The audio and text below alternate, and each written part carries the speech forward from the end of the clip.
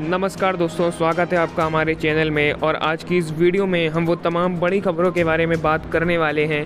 लेकिन उससे पहले आपको एक ज़रूरी बात बता दें कि इस वीडियो के बीच में आपसे एक आसान सा सवाल पूछा जाएगा और उस सवाल का सही जवाब देने पर आप 500 रुपये तक जीत सकते हैं। इसीलिए वीडियो को पूरा देखिएगा। अब यहाँ पर कुछ बड़ी खबरों की बात करें, जिसमें पहली बड़ी खबर है कि गृह मंत्रालय ने 31 मई तक बढ़ाया लॉकडाउन, नई गाइडलाइंस जारी की गई हैं। वहीं अगली बड़ी खबर है कि मजदूरों के खाते में आएंगे 5,000 रुपये, जल्दी करें रजिस्ट्रेशन। जी हाँ दोस्तों, इस खबर के बारे में भी हम विस्तार से जानेंगे। वहीं अगली बड़ी खबर है कि प्रवासी मजदूरों के लिए आई राहत की खबर, अब हर जिले में चलेगी श्रमिक स्पेशल ट्रेन।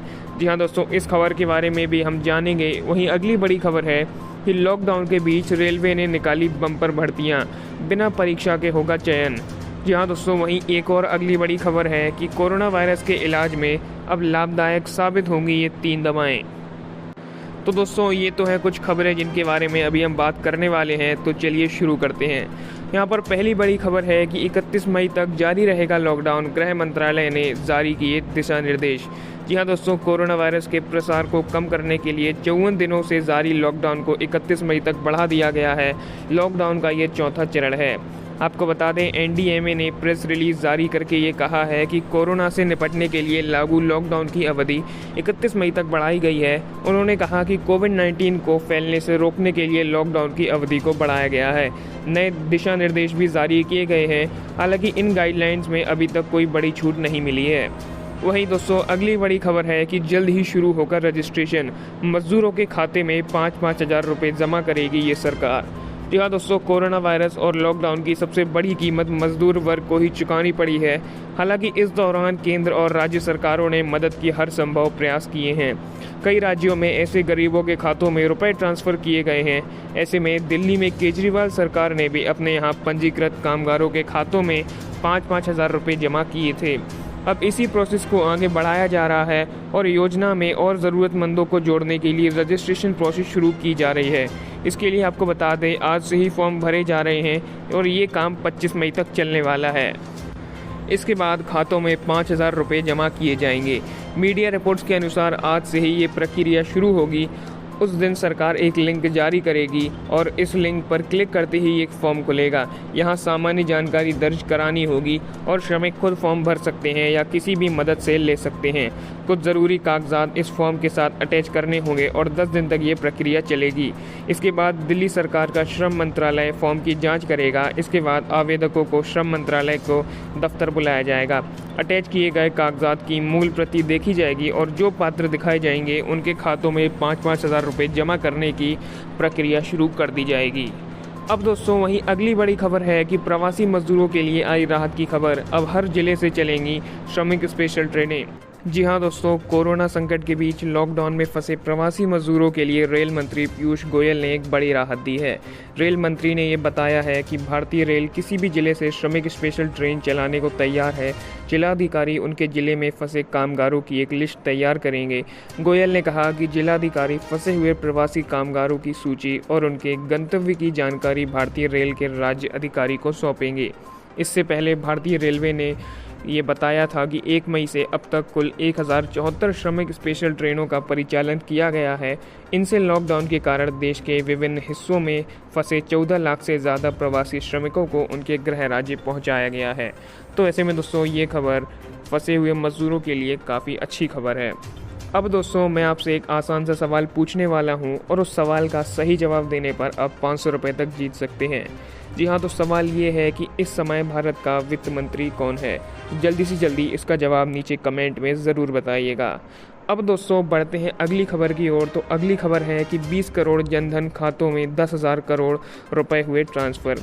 जाने गरीबों के लिए क्या हुआ। जी हाँ दोस्तों, वित्त मंत्री निर्मला सीतारमण ने कहा है कि प्रधानमंत्री गरीब कल्याण योजना के तहत टेक्नोलॉजी का इस्तेमाल करके डायरेक्ट बेनिफिट ट्रांसफ़र कैश का किया गया है। इसके तहत 8.19 करोड़ किसानों के खाते में 2-2 हज़ार रुपये दिए गए हैं। इसके अलावा देश के 20 करोड़ जनधन खातों में डायरेक्ट बेनिफिट ट्रांसफ़र के जरिए 500-500 रुपये भेजे गए हैं। इस तरह से कुल 20 करोड़ जनधन खातों में 10,225 करोड़ रुपये डाले गए हैं।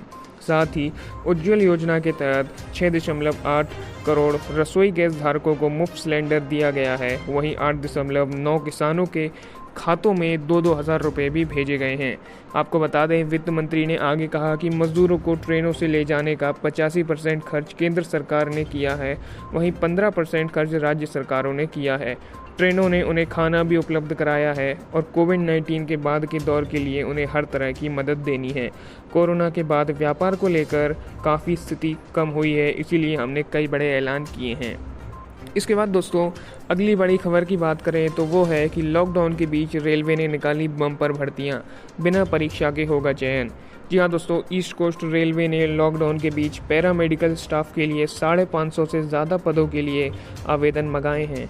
इन पदों के लिए आवेदन प्रक्रिया शुरू हो चुकी है। इस आवेदन की खास बात यह है कि बिना किसी परीक्षा के आपको नौकरी दी जा रही है।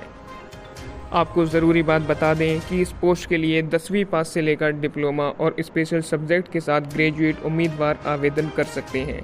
रेलवे ईस्ट कोस्ट ने कुल 561 भर्तियां निकाली हैं, जिसमें से 255 post nursing assistant, 51 post pharmacist और 255 ड्रेसर, ओटीए और हॉस्पिटल अटेंडेंट के लिए है। आपको बता दें, इच्छुक उम्मीदवार इस पर आवेदन कर सकते हैं। इन पदों के लिए आवेदन पत्र ईमेल के ज़रिए भेजना है।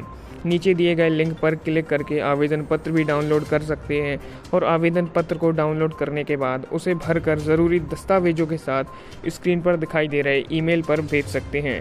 आपको बता दें, आवेदन करने की आखिरी तारीख यहाँ पर 22 मई निर्धारित की गई है। अब दोस्तों वहीं अगली बड़ी खबर की बात करें तो वो है कि 2200 दवाओं पर शोध के बाद फार्मा कंपनी का दावा, कोरोना के इलाज में कारगर होंगी ये 3 दवाएं। जी हाँ दोस्तों, बढ़ते कोरोना संक्रमण के बीच भारत समेत विभिन्न देशों में इसकी वैक्सीन और दवा तैयार करने को लेकर परीक्षण किए जा रहे हैं। अब तक इसकी कोई निश्चित दवा तो उपलब्ध नहीं है, लेकिन कोरोना के लक्षणों का इलाज किया जा रहा है और लोग ठीक भी हो रहे हैं। इसी बीच पुणे की फार्मा कंपनी ने कोरोना के इलाज में कारगर साबित होने वाली दवा खोज लेने का दावा किया है। 2200 दवाओं पर शोध करने के बाद कंपनी ने 3 दवाएं ऐसी खोज निकाली हैं। नोवालिड कंपनी का ये कहना है कि कोरोना के इलाज में करीब 2200 दवाओं का प्रयोग किया जा रहा है। कंपनी ने इन 2200 दवाओं पर शोध किया और 42 असरदार दवाओं का चुनाव किया। फिर इनमें से 3 ऐसी दवाएं ढूंढ निकाली हैं जो कोरोना संक्रमण को मात देने में रामबाण सिद्ध हो सकती हैं। कंपनी का ये कहना है कि ये 3 दवाएं कोरोना संक्रमण का प्रभाव खत्म करने में सबसे ज़्यादा असरदार हैं। हालांकि इसमें हाइड्रोक्सीक्लोरोक्वीन शामिल नहीं है। ऐसे में दोस्तों हम तो यही चाहते हैं कि जल्द से जल्द कोरोना की वैक्सीन बने और दुनिया की हालत ठीक हो। तो दोस्तों ये तो थी ऐसी कुछ बड़ी खबरें। अब आप हमें नीचे कमेंट करके बताइए कि ये लॉकडाउन बढ़ा है तो आप किस राज्य से हैं और आपका जो राज्य है वो किस जोन में आता है। जल्दी से जल्दी नीचे कमेंट करके ज़रूर बताइएगा। फिलहाल इस वीडियो में इतना ही है। कोरोना वायरस से जुड़ी सभी लेटेस्ट न्यूज़ पाने के लिए अभी हमारे चैनल को सब्सक्राइब कीजिए और उसके बगल का बेल आइकन भी ध्यान से ज़रूर दबाइएगा, जिससे कि मैं जो भी नई वीडियोस डालूंगा तो उसका नोटिफिकेशन सबसे पहले आप तक पहुंच पाएगा और आप उस वीडियो को देख पाएंगे। तब तक के लिए दोस्तों धन्यवाद।